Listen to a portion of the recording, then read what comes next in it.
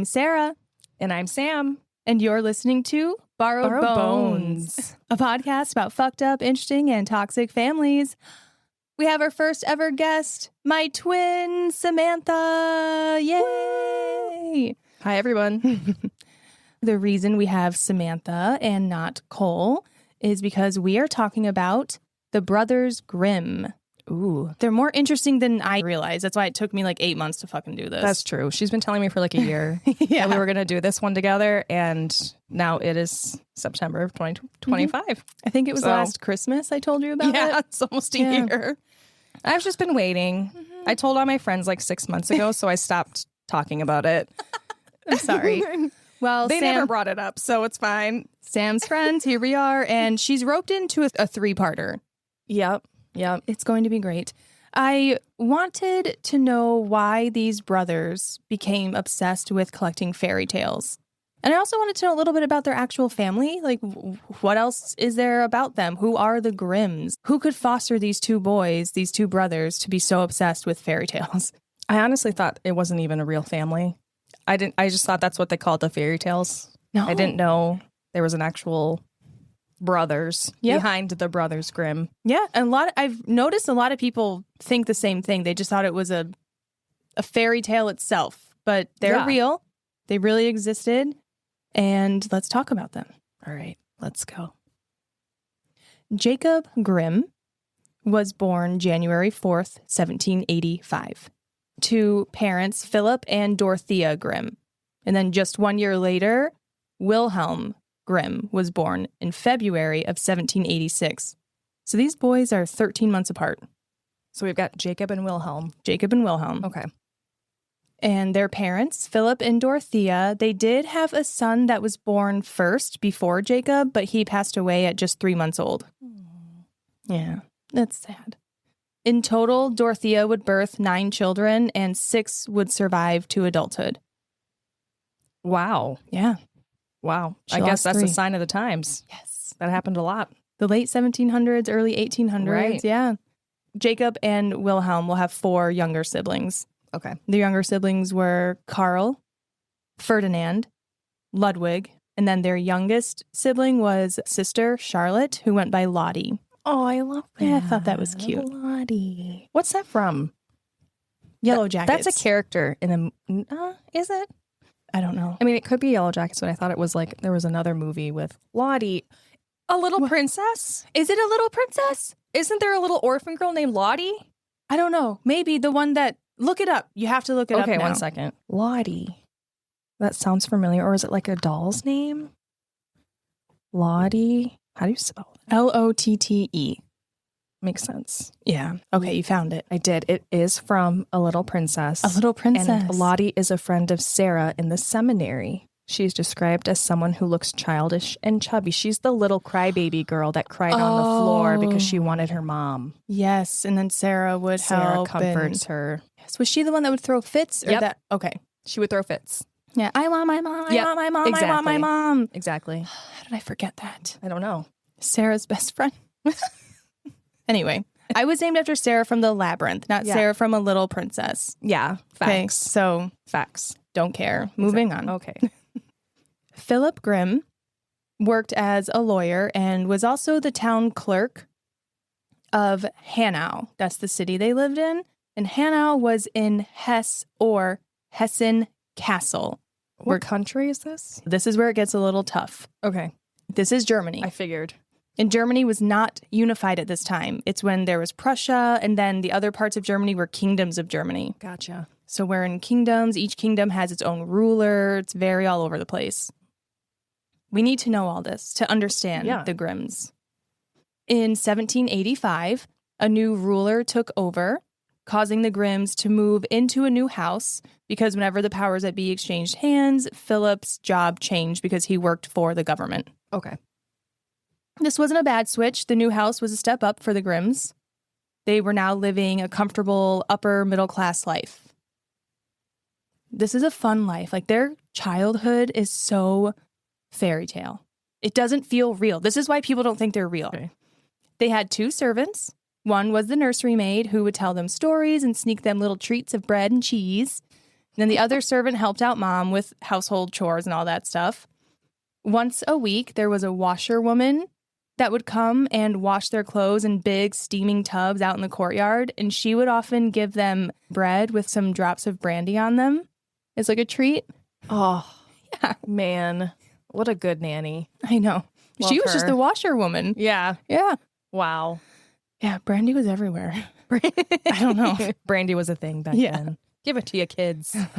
Now, the Grimms' new house was large and up to date on all of the latest trends. Their drawing room had wallpaper, which was new at the time. And it was dyed a forest green with pictures of huntsmen on them. And the brothers would just stare at this wall, imagining what adventures these hunters are on. Dorothea could also be found relaxing upstairs. She'd be knitting or sewing. There was also a bathtub upstairs where their mom would bathe them, often throwing a splash of wine into the bathwater. Yeah. Wow. Jacob said the water smelled sweet, but it burned his eyes. Oh, sure. Yeah. Were bathtubs a thing? Or is that like a state-of-the-art type of... There were not pots, but like tubs that just sat in the middle of the room. They just filled with hot water. Yeah, and they would just fill it. I had to know why there was wine in this bathtub. I was like, why did you do that? What does that mean? It was thought that wine or vinegar would help to keep the plague away during the medieval times. Oh. So it's a layover from that. Oh. Yeah, so Dorothea was being smart. She was. Mm-hmm. As the Grimms lived in Hanau, they were surrounded by family from both sides, both their mom and dad's families. Jacob and Wilhelm would often visit their father's oldest sister, Aunt Schlemmer. Was her last name, Schlemmer. These are German people. That's her name, Aunt Schlemmer. Stop. Her first name, I forgot, was like Julianne Charlotte, but Aunt Schlemmer. Schlemmer. They would spend more time at her house than at their own home. Aunt Schlemmer was the one who taught Jacob how to read. And she grew very close to the Grimms. She was Philip's oldest sibling. And she was really close to her brother Philip and the Grimms because she was a widow. So she ends up moving in with the Grimms. Yeah. Now, their father applied for a position as a district magistrate at the end of 1790 and was offered the position in 1791. So the Grimms move again, but they move to a different city called Steinau. That was a really good job. I practiced. Did you practice? I practiced. Because you saw me get ready for it. I am shocked at how good that pronunciation was. I deserve a drink. I believe it. Mm-hmm. I believe that's what it's called. You can even Google it. I will not. I'll trust have you. To. Yeah. I don't have to. I trust it. And at this time in 1791, Jacob was 6 years old and Wilhelm was 5. Lottie has not been born yet, so we're still kind of growing the family. And the other city, Hanau, was a bit more isolated from the outside world. So when they moved to Steinau, they were surprised at the activity. It was a smaller city, but it was on the Royal Road. Okay. So there was a lot of passing through foreigners, a bunch of inns and places for travelers to eat or drink. They also really loved their new, spacious 16th century magistrate's house. Ooh. It was a castle. Ooh. They lived in a fucking castle that was 200 years old already in 1791. What? Yeah. It was the classic stone-thick walls with those turrets, and the boys would spy out of them and watch everything that was going on. There was a lot of hustle and bustle. Oh, man. Doesn't that sound like fairy tale? It does. They're bathing in wine and just having some brandy with toast. Yeah. And then I just live in a castle. Yeah. They have no idea. No. Servants and coachmen were always coming and going, and they would often be playful with the boys. They had storks make nests nearby. Okay. Yep. That's real. Okay. I don't believe this. I know. It's weird. Yeah. There were also carvings of devils and figures on the ends of rafters. They had that classic like architecture. Sounds a little gothic maybe. Mm-hmm. There was also even a story about the previous magistrate haunting the castle. Ooh. Like just a little kid's dream. Right. We thought our house was haunted growing up, and we had a lot of fun with that. We did. I think it is haunted. It was a good time. It was a scary time, but it was a good time. I know, it was kind of scary, but it was fun. There wasn't many a night I slept by myself. No. I would just crawl into your room on the floor. Yeah. You'd wake up and surprise. I did that with My you a few sister's times. on the floor. You had a creepy ass photo in your room, though. What photo? It was like a picture that came with the house, and you had it in your bedroom, and we were always just guessed on who it was. Really? Yes. You don't remember that photo? That's why I wouldn't sleep in your room, because that photo was there. No, I don't. It was like original to the house. I was such a weirdo. I don't remember the photo, but I really hated that room so much. I really was uncomfortable. I couldn't sleep. And then I had to jump off of the bed like a foot away from the bed because I was terrified of something grabbing me from under the bed. I remember when you were that scared. I was that scared. The Sixth Sense, okay? That girl that grabbed his ankle, she did it. She killed me for the rest of my life. I'm scared of underbeds now, even now. But you play her so well. Because you used to pretend to be her, too. Yes, I did. That's because she terrified me so much. You did really great at playing her. Yeah, I did a lot of good things. Yeah. Anyway, the boys haven't even left to go to the city yet. This is just stuff that happens around the castle. Okay. So when they do go into town, they get to watch potters working with their clay, tanners with their hides, and there's even a mention of a goose girl driving her flock. Are you fucking kidding me? Goose girl. Yeah. I had no idea that was even an occupation. Well, I mean, someone has to move the geese, right? I guess they do. So, I mean, again, 1700s. Yeah. What are you going to do? Someone's got to do it. And Lottie was born during this time as well. So now we have all of the Grimms. Okay. While they were in Steinau, Jacob and Wilhelm, my southernness, I don't have a lot of it left, but it wants to come out when I say Wilhelm. I want to say Wilhelm. Me too. I can't. It's going to happen, whatever. It's either Wilhelm or it's like Wilhelm. Wilhelm. That's how I want to say it. Wilhelm. Wilhelm. Maybe if I do it the traditional way with a V sound. Jacob and Wilhelm. Oh, good. They began seeing a schoolmaster and having private tutoring.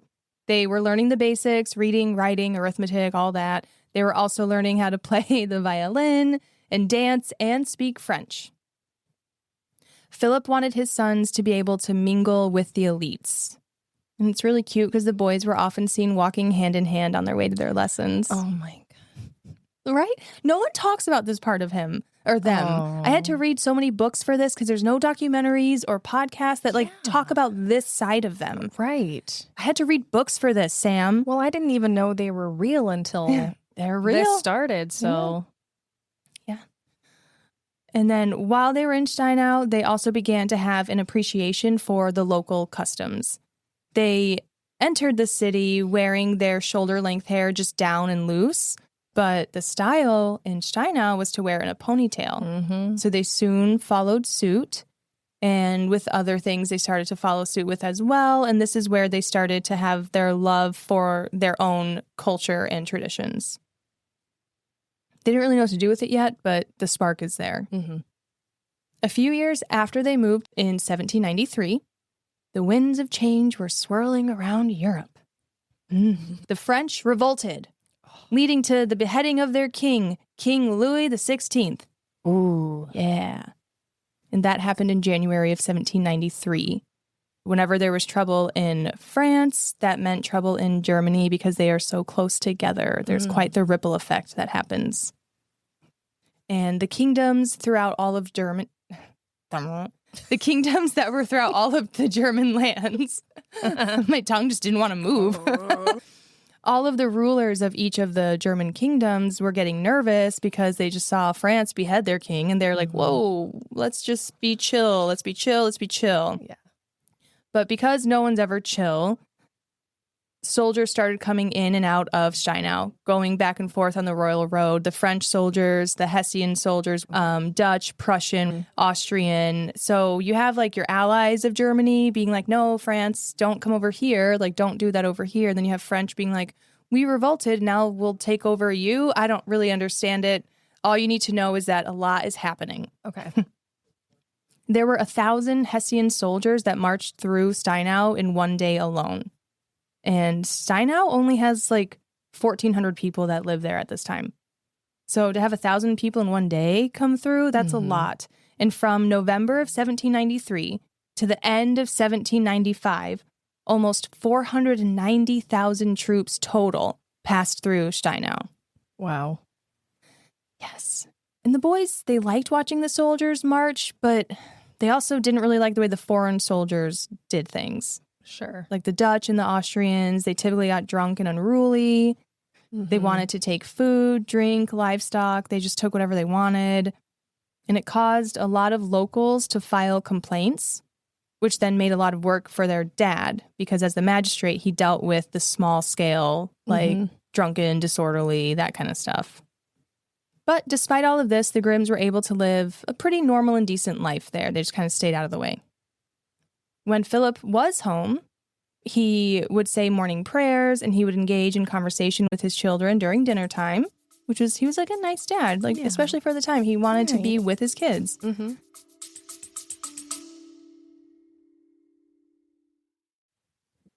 Hello, everyone. Today, I'm talking about cookies. Cole and I love cookies. We are pretty much obsessed. They're always in our house. It's very much a staple, one of the main food groups for us. However, I am not the best cook. I can't bake to save my life. I did discover Molly B's cookies that are shipped right to us. They stay nice, soft, and moist as if they have been baked right in my kitchen.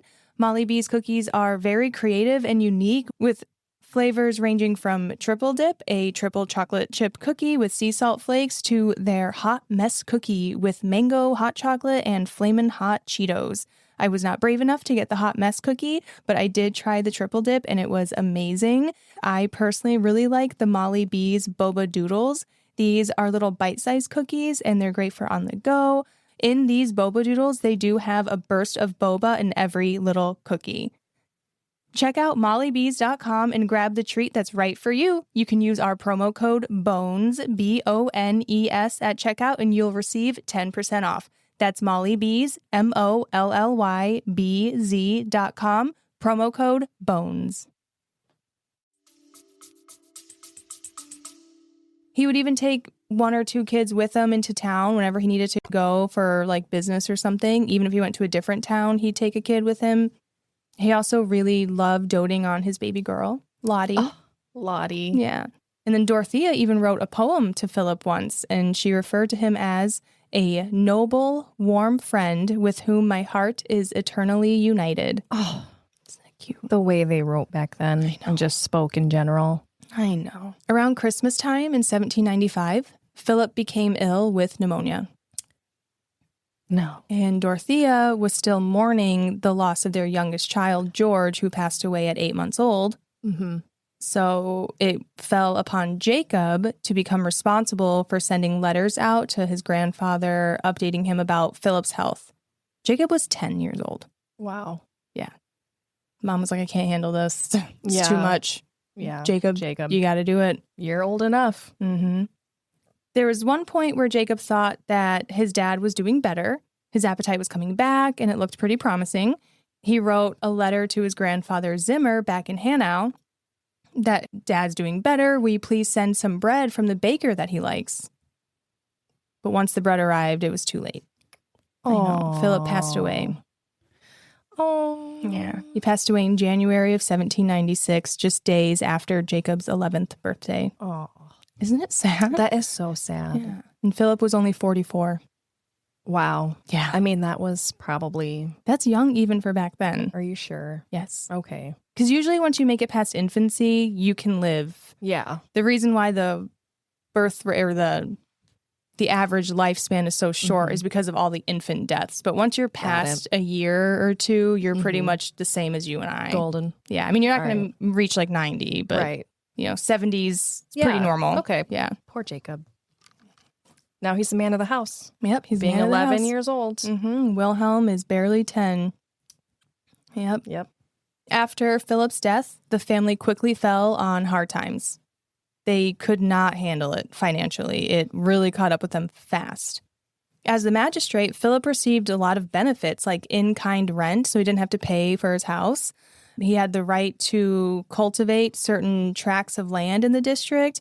He also was given household staff, and then he also had a salary on top of those things. All of that's gone. Right. So I'm assuming they can't stay in the magistrate castle. Nope.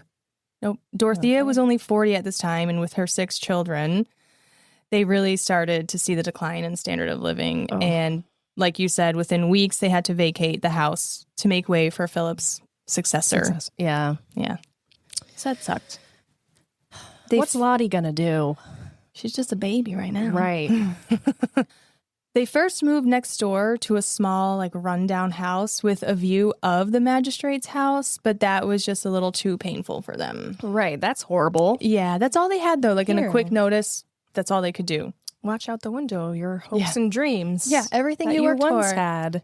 Bye. Given to someone else. I hate that. Okay. Dorothea did receive a little pension, though, after Philip's death. It was 100 Frankfurt guilders, which was only 1/16 of their previous income. So sharp decline. Yeah. But no matter what, they were united. Their Aunt Schlemmer was still with them. Okay. And they decided to scrape up enough together so that way they could buy an upper floor of a house at the opposite side of the town center. Just like, let's get out of here. We found a space. The house included a barn and a small garden. Sadly, though, only 11 months after Philip's death, his sister, Aunt Schlemmer, would also die at the age of 61. Oh, man. I'm not sure how she died. Yeah. But yeah, just not even a year later. Wow. So Dorothea is now alone with her kids. Jacob took his aunt's death very hard. They were very close. Jacob was her favorite, and she showed it. Mm-hmm. It was understood. Yeah. She was actually kind of mean to the other kids. She's like, get out of here. Jacob's mine. It was said that Jacob looked a lot like his grandfather on his dad's side, so her dad. Okay. That he looked a lot like his paternal grandfather. So that's the idea of why they clung together so well. But Jacob was really smart, too. And Aunt Schlemmer was really smart. And from the stories I read, I don't think she gave a fuck about dumb kids. She's like, I don't have time for this. You're stupid. And Jacob was smart, so he made the cut. Yeah. Oh, I really think that's how it went. I understand. I feel that. Yeah, I feel it. Well, the Grimms quickly fell into a new normal. They would typically go out into the garden and relax after dinner. Their mother would be seated on a bench in front of the garden hut, either reading, knitting, or gazing at her children as they played. There were also some church bells that would chime in the distance every hour. Like, even though they're kind of broke now, they still have fairy tale life. Their life sucks, but it doesn't. I know. It's still like a beautiful life. Still a beautiful life. That's gorgeous. I know. Oh, I forgot about this part. Inside their house, they kept birds. They had blackbirds and linnets. I didn't look up how to pronounce that. I don't know. I don't really like birds. They kept the blackbirds and linnets in cages. You know this. They attack me. Okay. I do know this. Yes. I do know this. But what I thought was weird, so these birds are in cages, normal, but they have 2 doves that would nest under a bed. Strange. They just have like wild animals living in their home. Yep. Under the bed. Fairy tale shit. That creepy girl from The Sixth Sense is supposed to be. It's birds. Oh my God, what if she's like stabbing the doves like a hex? Okay. Sorry. I didn't go that far in my head. I've been reading about the Grimms for a long time. It's dark in here. Yeah. Okay. In 1798, so 2.5 years after their dad dies, it was decided that Jacob and Wilhelm would attend high school in Kassel. So they're going back to where they came from. That's where their grandfather Zimmer is. And Aunt Zimmer, her name is Henriette. Or Henrietta. I don't know how to pronounce it. It ends with an E. Yeah. It's German. It's probably Henrietta. I'm going to say Henrietta. Yeah. Yeah. Now, Aunt Henrietta was a lady in waiting for a countess. And she said that the boys could come live in the castle with her and attend school in Kassel. Right. Okay. So Kassel, Castle, living in Kassel, Kassel. Okay. Yes. Understood. In late September, 13-year-old Jacob and 12-year-old Wilhelm left from Steinau back to Kassel. And the rest of the family stayed in Steinau. Yes. So just the boys. Just the boys. Mm-hmm. Now, the name of this palace, I'm going to try and say, it's very difficult. I just like it. Okay. They arrived at Schloss Wilhelmschloss. Shut up. Schloss Wilhelmschloss. That was so good. For someone who doesn't know German, we're doing great. Yeah. It sounds good to me. If anyone's from Germany listening to this, just let us know. Or if anyone speaks fluent German, let us know if she's totally botching these names or if she's actually doing a really good job, because I think it sounds fantastic. I think it sounds pretty good too. I think so. That was great. So again, they're living in another castle. I'm not going to say the name again. You did your due diligence. Yes. And they're living with their aunt, Henrietta Zimmer. Okay. Jacob and Wilhelm shared a room, and they really loved their new accommodations. It was gorgeous, beautiful, everything basically all castles have. School, on the other hand, even though they enjoyed their living arrangements, they did not really enjoy going to school. They liked receiving education. They were great on that, but they just did not fit in socially at this school. Okay. They were surrounded by noble families. And they were not noble. They're kind of at the best upper middle class, but now they fell hard and they're not anymore. The teachers would even speak down to them in a different German dialect. They would not speak High German to them. Ooh, yeah. There's different dialects. Yes. Wow. And that showed how they thought of you. Okay. And the teachers would talk down to them. Okay. And so Jacob and Wilhelm felt like they were just these country bumpkins trying to make it out in the city. They were like, oh, we don't fit in here. Yeah. They were also a little behind when they entered school because of just the living where they were, But Jacob was able to test well enough to make it into the lowest classes to prep him for university. Wilhelm didn't make it. Oh, no. So he had to do private tutoring for a year before he was admitted in. But eventually he made it. Okay. A little bit of a struggle, but they got there. Yep. Once they were in, they moved quickly, excelled, and did great through school. They just didn't get along well with people. They didn't like anyone. Did they talk to each other pretty much the whole time? Mm-hmm. They had a very heavy workload. Before school, they would spend about 4 to 5 hours being tutored in Latin and French, and then they would spend 6 hours a day at school. So 11 hours of schoolwork every day. And during this time, the boys did grow very close. They were discouraged from making friends by their grandfather and their mom because Dorothea said, and I quote, "to not look for company of other boys. It's too distracting." Okay. The Grimms are putting all of their eggs into Jacob and Wilhelm's baskets. All the money that they had was given to them for the school. They had to pull some strings and connections and everything too, because these boys probably shouldn't have been admitted into the school. But Mom and Aunt Zimmer knew the right people, but they were like, this is our one shot. You can't fuck it up. Jacob and Wilhelm did grow homesick, though, and they would find certain distractions to help stay in good spirits. They would catch butterflies and collect stones. When they did have money, they would go to the used bookstores and buy poetry and fiction novels, so just always keeping their minds busy. In 1802, Jacob was admitted into the University of Marburg.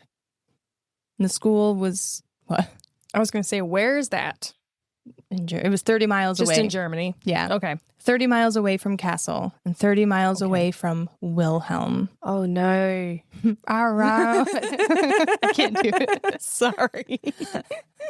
It's just a vocal stim I do all the time.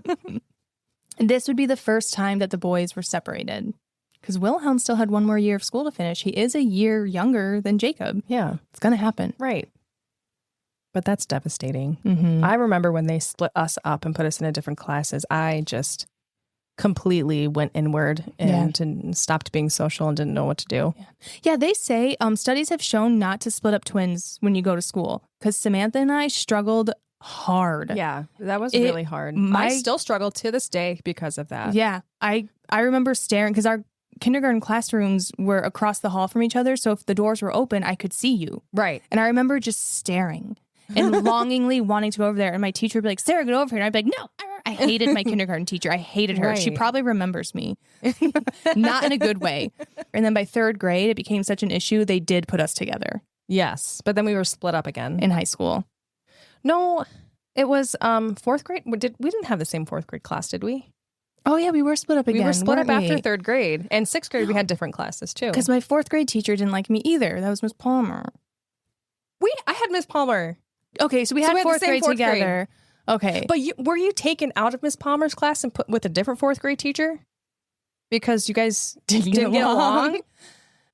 No. Okay, just wondering. I did not get along with that teacher, and she just let me walk out whenever I felt angry. Yeah. So anyway, don't split up your twins. If you have your twins, don't split them up. They'll develop much better. Yes. And now we're just awkward rays of sunshine. Don't know how to talk to people. No. It's okay. Yeah. We found partners that are codependent. It's all right. It's fine. I do view us like outliving our partners, though, and like living together at the end. Same. And just being spinsters. Same. Sorry, Cole and Carrie. Kind of same. It's fine. That's how it's going to be. Haley will move in too. She will. Yeah. Haley's our older sister. Yeah. One of us. That wasn't planned. Okay, we have to focus. Sorry. God damn it. Okay. I don't know where I'm at. 30 miles away, college. Yeah. Jacob was not very impressed in his first year of university. He was quickly becoming bored with his professors. He was like, all they do is make us memorize and recite. They're not even like invoking new ideas or having conversations. He's like, this is boring. Jacob went into studying law like his father. He felt that was the most pragmatic thing to do for his family. He was given the nickname of the old man because of how serious he took his studies. He was locked in. Straight and narrow. Locked in. Mm. Jacob was very lonely at school, though, and he wrote to Wilhelm and he said, I'd rather be in a wooden stall in a barn with friends than all alone in this beautiful scene. Oh my gosh. They have like love letters to each other. That's cute weird. And weird. Yeah. It's kind of weird. I'll be honest. Like, I wouldn't write letters to you like that. No. I'd be like, I miss you. I have FOMO. I don't know. Like, what are you doing? Yo, what's up? Yeah. Now, around this time in the fall of 1802, there was a conspiracy theory going around that the world was going to end due to all the wickedness. Ooh, rawr. And Jacob believed it. He was like, oh, shit. And he wrote a letter to his friend Paul, stating that he hoped to receive one more letter from him before they never saw each other again. And Paul was back in Castle, like 30 miles away. And that's a big difference at that time. So Paul had no idea what he was talking about because that rumor didn't reach Castle. So Paul was like, hey, you're not going to like off yourself, are you? Because it sounds like a suicide note. Yeah. And Paul was like, you good? You good? And then Jacob was like, oh, yep, the world didn't end, I guess. And a month later, once the letters got here and back. Pretty much. I just thought that was really funny. That is kind of interesting. Yeah. So conspiracy theories about the world ending have been forever. A forever thing. Mm-hmm. Okay. Just forever. Yep. Love that. And I'm surprised that Jacob fell for it, honestly. But I guess, I don't know. I mean, if there's no other time to fall for it, it would be the 1700s. That does make sense. 1800s. Especially with like the Napoleonic Wars going on and everything. And you just see these French soldiers. Yeah, thousands. And all this stuff. Yeah. Mm-hmm. Yeah. Well, the world did not end. And Wilhelm was back in Castle and he was dealing with his own issues with isolation. Mm-hmm. Shortly after Jacob left, Wilhelm suffered from an asthma attack and then scarlet fever. Oh. Yeah. And Wilhelm was quarantined for 6 weeks. And their friend Paul would visit Wilhelm and write letters for him because back then, when you're resting, you weren't allowed to read or write. Which I thought that was interesting. But you could draw.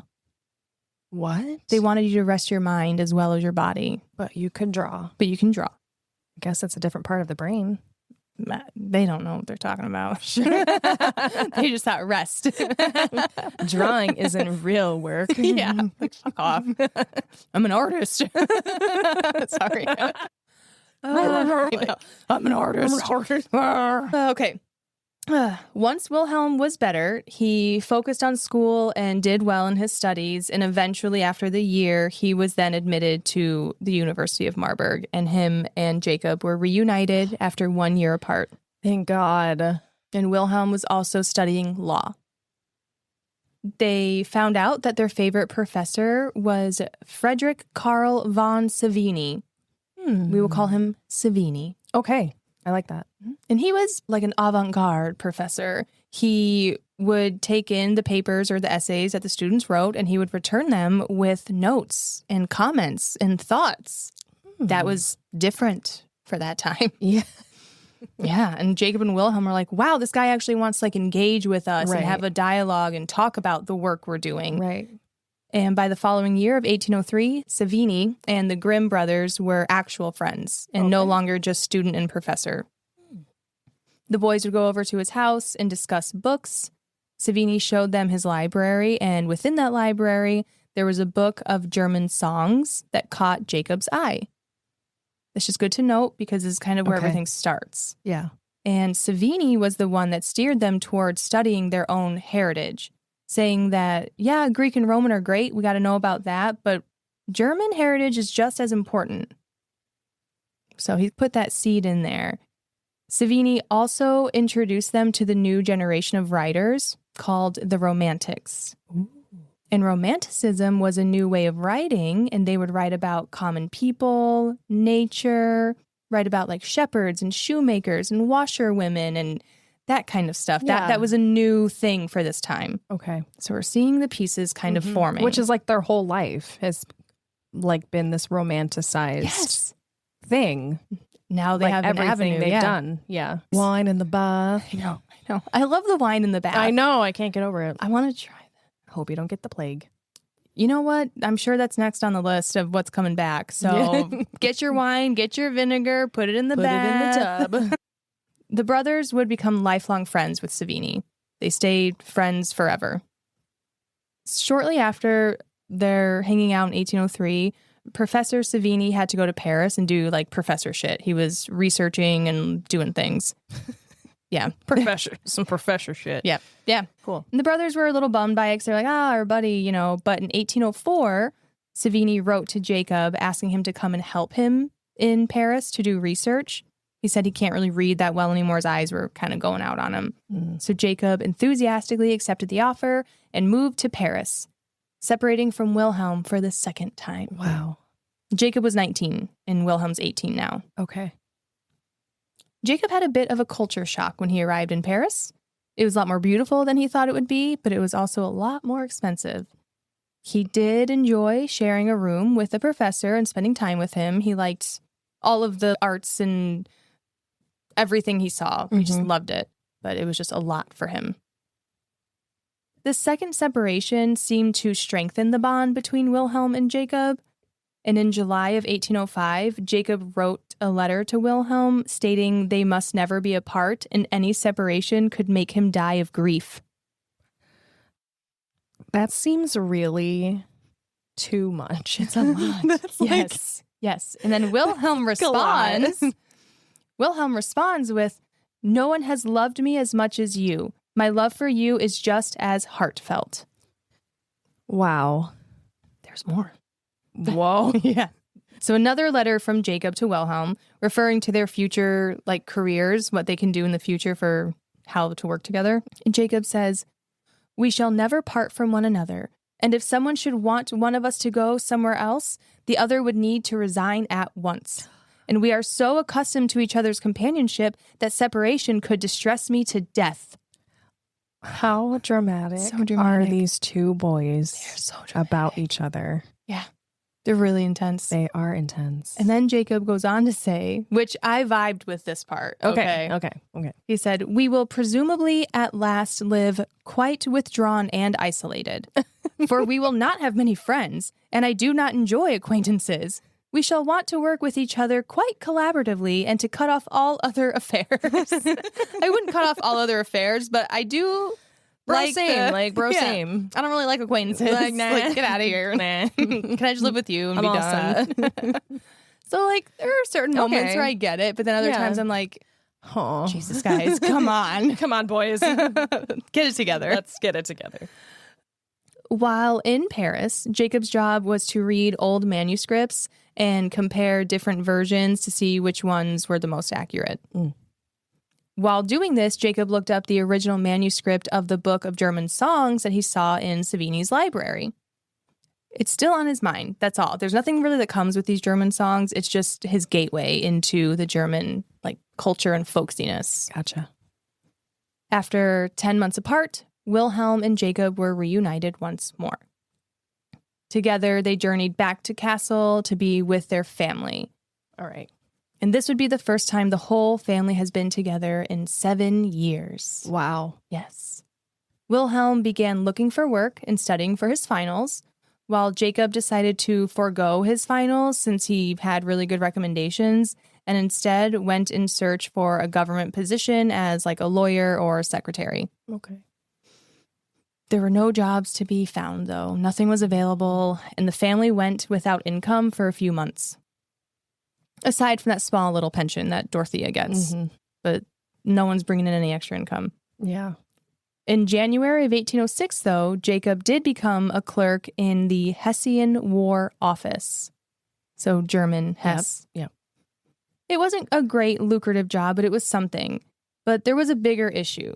The fact that there was a need for a Hessian War Office meant that there was some shit going down. Right. Napoleon has been conquering left and right.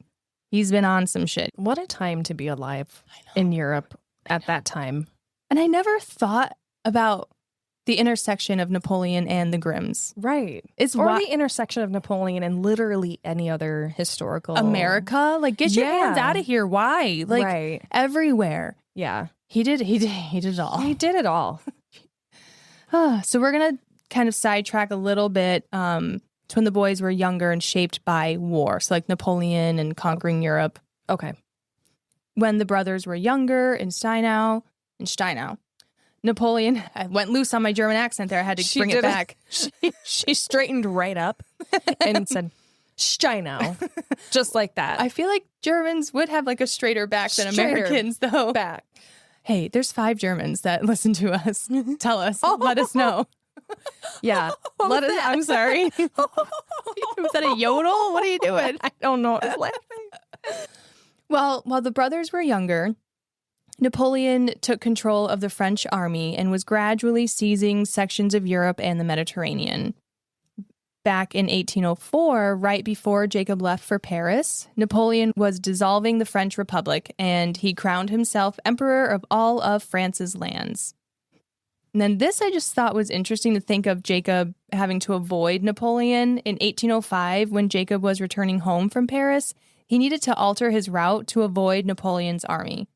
Like he was like, oh shit, I'm in the way. Yeah, I got to use another road. Yeah.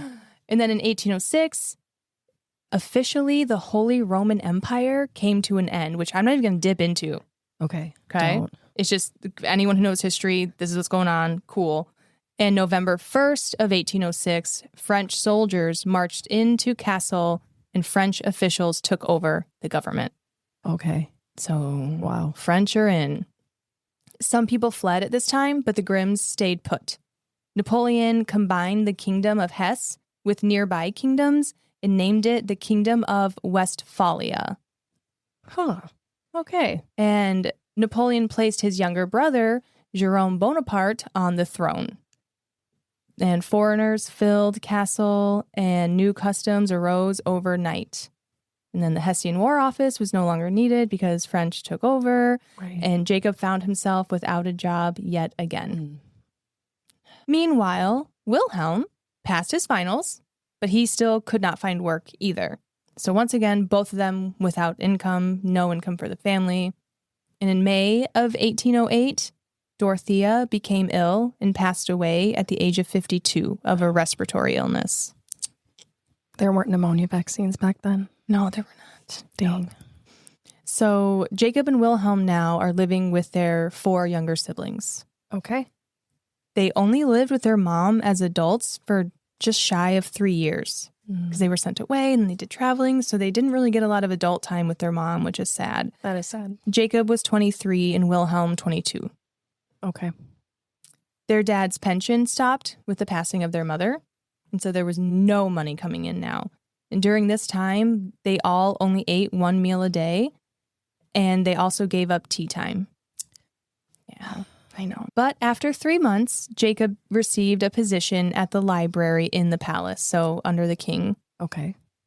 There were 12,000 books in this library, and only the king, queen, and the librarians could have access to these books.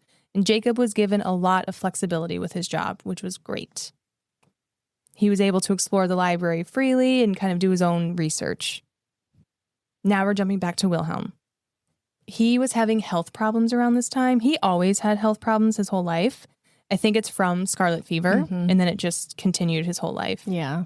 Causes heart damage. Yes. He had an irregular heartbeat. Yep. Shortness of breath. Pain in his chest. Yeah. Okay. Yep. Damn. Wilhelm would end up traveling 60 miles for medical care, and he stayed with Professor Real. Now it's like 1809. Wilhelm had, I thought you would find this interesting, his medical care routine. It's very interesting. Tell me.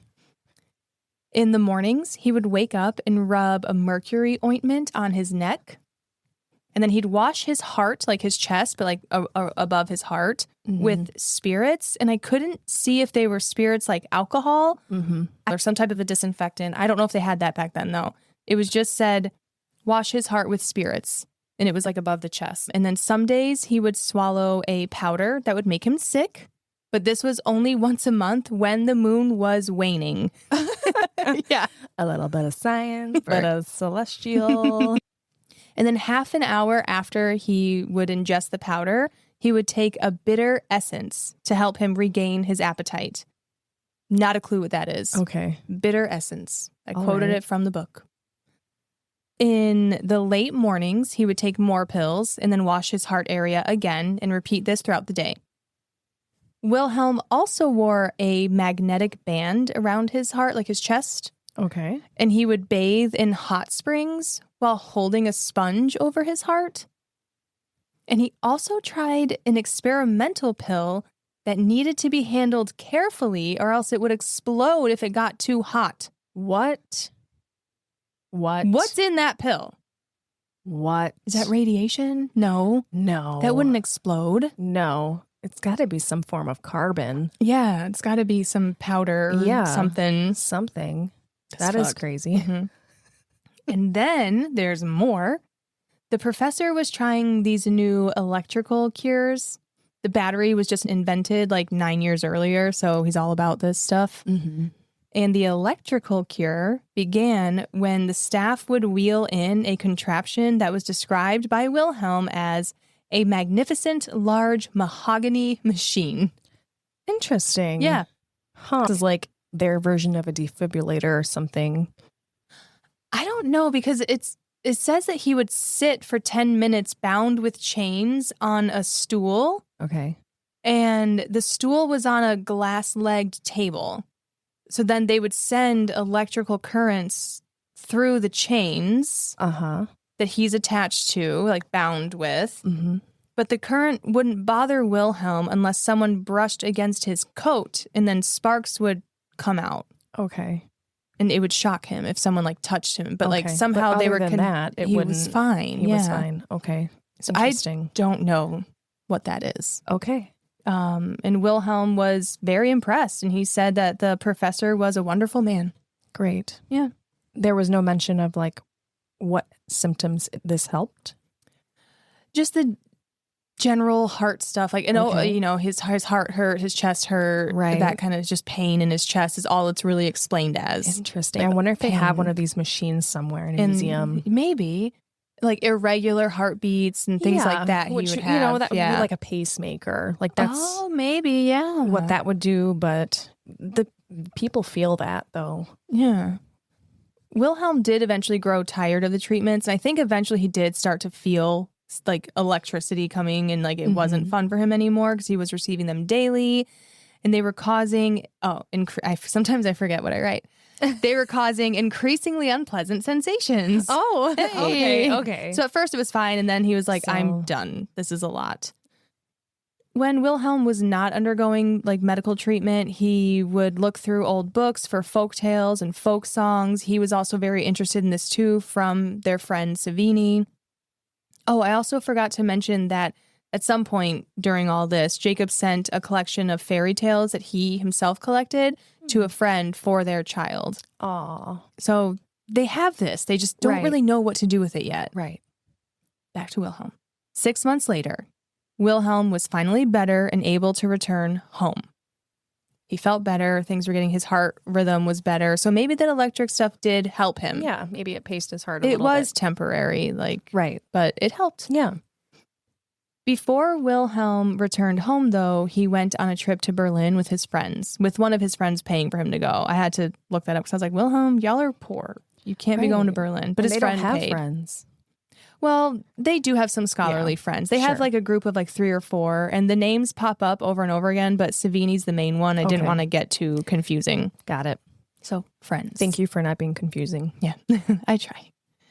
Wilhelm met artists and writers while he was in Berlin, and Berlin was to Wilhelm what Paris was to Jacob. Okay. It helped culture him, opened his eyes. He saw more literature, more art. And he was very inspired to just be among the writers and artists. He didn't really want to be a law person anymore. He was like, I like this. This is what I want to do. He grew up. Yeah. Wilhelm did return to Kassel in December of 1809 and reunited once again with brother Jacob. Now, by this time, the French secret police were everywhere. The French had taken over, and the Germans were now speaking French and taking on French customs. The brothers felt massive pressure to obtain the German culture and preserve it before it was gone forever. So they kicked into high gear and started collecting stories. Oh, that's where we're going to end part 1. The Brothers Grimm. I know. Who knew? Their childhood is like a fairy tale. It is. Now I get it. Now I'm understanding their stories more and more. Yes. Yeah. And we're not even really going to talk too much about the stories they did, because they didn't write a lot of the stories. They did get them from France, from Austria, from Germany, from Sweden. They wanted a Germanic preservation more than like a country preservation. They were looking more for the Germanic people, but we'll get more into that. Okay. Yeah, so this will be 3 parts. That was a lot, and we didn't even get into the storytelling. Sorry. Yes. But I felt like it's perfect because it's, mid-September. It's technically spooky season. I know. It's fairy tale season. Yes. Having a 3-part Grimm episode is going to be great. Yes. Yes. Perfect timing. Yay. So we are done, and you get 2 more episodes with my twin, Sam. Ooh. Yay. I hope you guys can tell the difference in our voices. I can't. I can't. Stop laughing like me. God damn it. Sorry. Our cadence is too much the same. All right. Well, while you're waiting for the next Grimm Brother episode to come out, please follow me on Instagram at Borrowed Bones Podcast. Also, if you could like and follow us on Apple Podcasts, Spotify, anywhere you listen. Engagement really, really helps. I get really bored, sad, and lonely, so please comment and like. She has a twin, but she's lonely. Just like Jacob and Wilhelm. Do you want your makes me sad. Instagram? Do you want to throw out your Instagram handle? Or do you not give a fuck? I don't give a fuck. You have a private account. Yeah. It's not. Yeah, it's private. I don't really participate by posting. I usually just. You don't do anything on I don't Instagram. do it. Yeah. I don't post anything anywhere at all. Well, I don't have Facebook, so I don't know what your life is like on there. I don't do that either. Okay. So, yeah. You're not missing anything. Hooray. We communicate outside of social media. Boom, boom, boom. Yay. All right. Thank you. Bye.